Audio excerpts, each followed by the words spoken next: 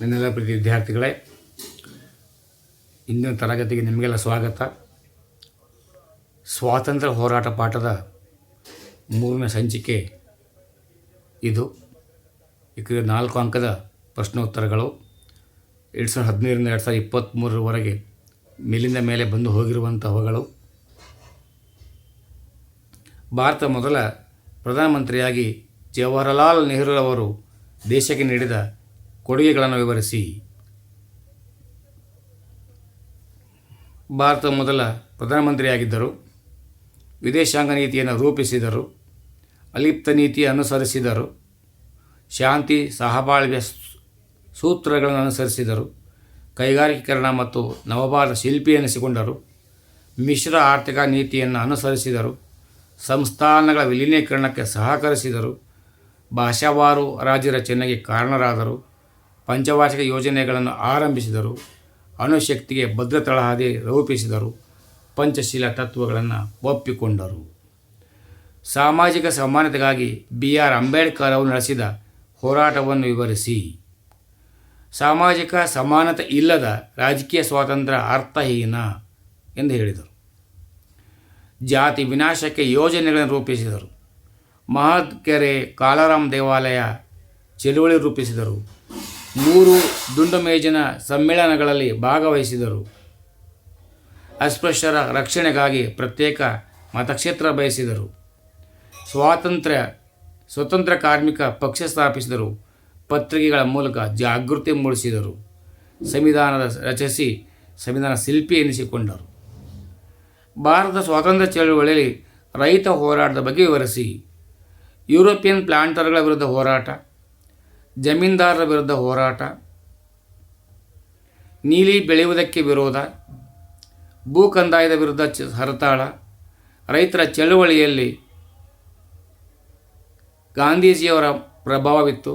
ತೆಲಂಗಾಣದಲ್ಲಿ ರಜಾಕರ ವಿರುದ್ಧ ರೈತರ ಹೋರಾಟ, ಬಂಗಾಳದಲ್ಲಿ ರೈತರಿಂದ ಶೋಷಣೆಯ ವಿರುದ್ಧ ಹೋರಾಟ, ಮಹಾರಾಷ್ಟ್ರದಲ್ಲಿ ಕಡಿಮೆ ಕೂಲಿ ಬಂಡ ವಿರುದ್ಧ ಹೋರಾಟ ನಡೆದವು. ಈಗ ಅಧ್ಯಾಯ 19 ಸ್ವಾತಂತ್ರ್ಯೋತ್ತರ ಭಾರತ. ಭಾರತದ ವಿಭಜನೆಯ ಕಾಲದಿಂದಲೂ ನಿರಾಶ್ರಿತರು ಒಂದು ಬಹುದೊಡ್ಡ ಸಮಸ್ಯೆಯಾಗಿ ಪರಿಣಮಿಸಿದ್ದಾರೆ. ವಿಶ್ಲೇಷಿಸಿ. ಅಥವಾ ನಿರಾಶ್ರಿತರ ಸಮಸ್ಯೆಯನ್ನು ದೇಶವು ಹೇಗೆ ಎದುರಿಸಿತು? ಭಾರತದಿಂದ ಪಾಕಿಸ್ತಾನ ಭಾರತಕ್ಕೆ ಲಕ್ಷಾಂತರ ಜನರು ವಲಸೆ ಬಂದರು. ಬೆಳೆದ ಪರಿಸರ, ಆಸ್ತಿ ಪಾಸ್ತಿ ಕಳೆದುಕೊಂಡು ತಮ್ಮದಲ್ಲದ ಪ್ರದೇಶಗಳಿಗೆ ವಲಸೆ ಬರಬೇಕಾಯಿತು. ಜನರಿಗೆ ವಸತಿ, ಉದ್ಯೋಗ, ಭೂಮಿ ನೀಡುವ ಸಮಸ್ಯೆ, ಶಿಕ್ಷಣ, ಆರೋಗ್ಯ, ಸಾಮಾಜಿಕ ವಾತಾವರಣ ಕಲ್ಪಿಸುವ ಜವಾಬ್ದಾರಿ ಇಂದಿಗೂ ಟಿಬೆಟ್, ಬಾಂಗ್ಲಾ ನಿರಾಶ್ರಿತರಿಗೆ ಸೌಲಭ್ಯ ಕಲ್ಪಿಸಲು ಸರ್ಕಾರ ಪ್ರಯತ್ನಿಸುತ್ತಾ ಬರುತ್ತಿದೆ. ಜುನಾಗಢ ಸಂಸ್ಥಾನವನ್ನು ಭಾರತದ ಒಕ್ಕೂಟಕ್ಕೆ ಹೇಗೆ ಸೇರ್ಪಡೆಗೊಳಿಸಲಾಯಿತು? 2018ರಲ್ಲಿ ಕೇಳಿದರು. ಜುನಾಗಢ ನವಾಬ್ ಪಾಕಿಸ್ತಾನಕ್ಕೆ ಸೇರಲು ಇಚ್ಛಿಸಿದನು. ಪ್ರಜೆಗಳು ಭಾರತ ಒಕ್ಕೂಟಕ್ಕೆ ಸೇರಲು ಇಚ್ಛಿಸಿದರು. ಪ್ರಜೆಗಳ ವಿರೋಧ ಎದುರಿಸಲಾಗದೆ ನವಾಬನು ರಾಜ್ಯ ಬಿಟ್ಟು ಪಲಾಯನ ಮಾಡಿದನು. ಪ್ರಜೆಗಳ ವಿರೋಧ ಎದುರಿಸಲಾಗದೆ ನವಾಬನು ಓಡಿ ಹೋಗಬೇಕಾಯಿತು. ಅಲ್ಲಿನ ದಿವಾನರು ಭಾರತ ಸರ್ಕಾರಕ್ಕೆ ಮಾಡಿದ ಮನವಿ ಆಧರಿಸಿ ಶಾಂತಿ ಸ್ಥಾಪನೆ 1949ರಲ್ಲಿ ಜುನಾಗಢ ಸಂಸ್ಥಾನ ಭಾರತದ ಒಕ್ಕೂಟಕ್ಕೆ ಸೇರ್ಪಡೆಯಾಯಿತು. ಗೋವಾವನ್ನು ಪೋರ್ಚುಗೀಸರಿಂದ ಹೇಗೆ ವಿಮೋಚನೆಗೊಳಿಸಲಾಯಿತು? 18 ಜೂನ್ರಲ್ಲಿ ಕೇಳಿದ ಪ್ರಶ್ನೆ. ಗೋವಾದಲ್ಲಿ ಚಳುವಳಿ ಆರಂಭ. ಪೋರ್ಚುಗೀಸರ ಆಫ್ರಿಕಾ ಮತ್ತು ಯುರೋಪಿನಿಂದ ಸೈನ್ಯ ತರಿಸಲು ಪ್ರಯತ್ನ. ಭಾರತೀಯ ಸತ್ಯಾಗ್ರಹಿಗಳು ಗೋವಾ ವಿಮೋಚನಾ ಹೋರಾಟ ಪ್ರಾರಂಭಿಸಿದರು. 1961ರಲ್ಲಿ ಭಾರತೀಯ ಸೈನ್ಯ ಗೋವಾವನ್ನು ವಶಪಡಿಸಿಕೊಂಡಿತು. ಪಾಂಡಿಚೇರಿಯನ್ನು ಫ್ರೆಂಚರಿಂದ ವಿಮುಕ್ತಗೊಳಿಸಿದ ರೀತಿಯನ್ನು ವಿವರಿಸಿ. ಪಾಂಡಿಚೇರಿ, ಕಾರೈಕಲ್, ಮಾಹೆ, ಚಂದ್ರನಗರಗಳು ಫ್ರೆಂಚರ ವಶದಲ್ಲಿದ್ದವು. ಭಾರತಕ್ಕೆ ಸೇರಬೇಕೆಂಬ ಕಾಂಗ್ರೆಸ್, ಕಮ್ಯುನಿಸ್ಟ್ ಮತ್ತು ಇತರ ಸಂಘಟನೆಗಳು ಹೋರಾಟ ನಡೆಸಿದವು.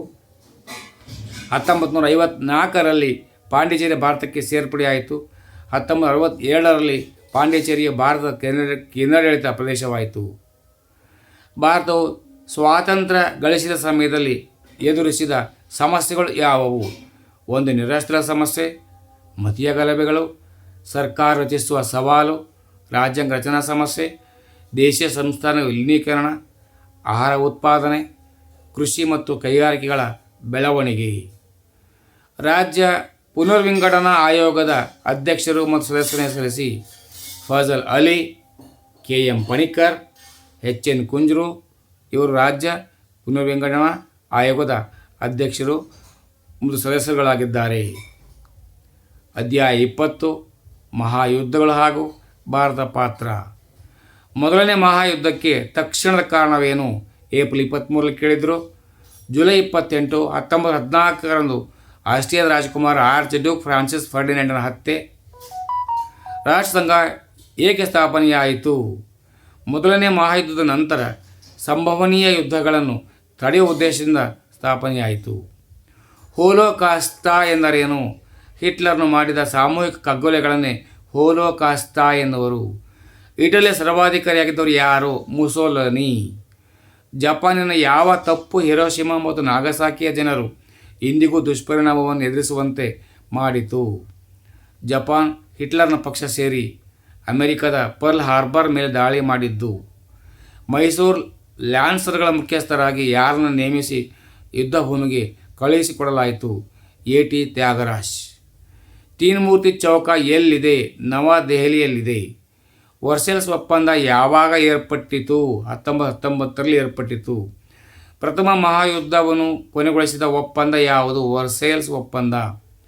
ಕದನ ಬಾಂಧವ್ಯತ್ರಯ ಮೈತ್ರಿಕೂಟವನ್ನು ರಚಿಸಿಕೊಂಡ ದೇಶಗಳು ಯಾವುವು? Germany, Austria, Hungary, Italy.